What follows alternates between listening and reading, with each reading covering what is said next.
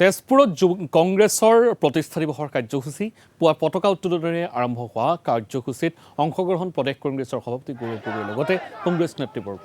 ইয়াৰ পিছতে উলিওৱা পদযাত্ৰাৰ অংশ লৈ মুখ্যমন্ত্ৰী ডক্টৰ হিমন্ত বিশ্ব শৰ্মাৰ বিৰুদ্ধে সৰব সাংসদ গৌৰৱ গগৈ।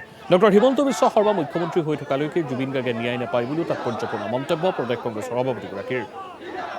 ৬ জনগোষ্ঠীৰ জনজাতিকৰণ এইগৰাকী মুখ্যমন্ত্ৰীৰ দিনত নহয় বুলিও স্পষ্ট মত সাংসদ গৌৰৱ গগৈৰ।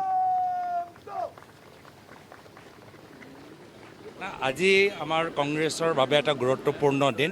প্ৰতিষ্ঠা দিৱস আমি সকলোৱে বিভিন্ন ৰাজ্যত বিভিন্ন গাঁৱৰ ভিতৰত আমি উদযাপন কৰিছোঁ। আৰু আজি তেজপুৰ ঐতিহাসিক তেজপুৰত আমাৰ লগত আমাৰ দুয়োগৰাকী প্ৰাক্তন সভাপতি ভূপেন বৰা ডাঙৰীয়া, ৰিপুণ বৰা ডাঙৰীয়া আজি ইয়াত উপস্থিত হৈছে।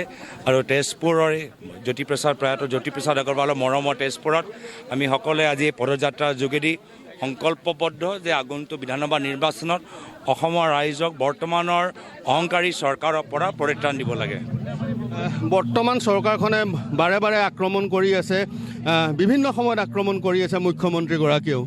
মুখ্যমন্ত্ৰীৰ কথাবোৰ যথেষ্ট পাতল, মুখ্যমন্ত্ৰীৰ কথাৰ কোনো মূল্য নাই, মুখ্যমন্ত্ৰীৰ কথা কোনো গ্ৰহণ নকৰে।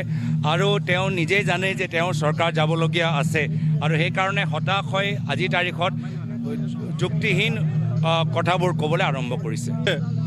ভাৰতবৰ্ষৰ স্বাধীনতা সংগ্ৰামৰ নেতৃত্ব দিছিল।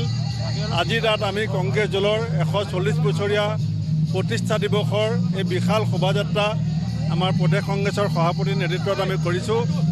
আৰু এই কথা নিশ্চিত যে এইখন অবিভক্ত শোণিতপুৰৰ ঢেকীয়াজুলিত মনবৰ নাথ কুমলী দেৱীকে প্ৰমুখ কৰি 13জনে আমাৰ দেশৰ স্বাধীনতাৰ কাৰণে জীৱন আহুতি দিছিলে। আমাৰ গহপুৰত কনকলতা মুকুন্দ কাকতিকে প্ৰমুখ কৰি যিসকলে আত্মবলিদান দিছিলে তেওঁলোকৰ প্ৰতি আমি শ্ৰদ্ধাঞ্জলি জনাইছোঁ। আৰু অসমৰ মানুহে সম্প্ৰীতি, ভাতৃত্ববোধ আৰু সমন্বয়ৰ আশাত, প্ৰগতিৰ আশাত দুৰ্নীতি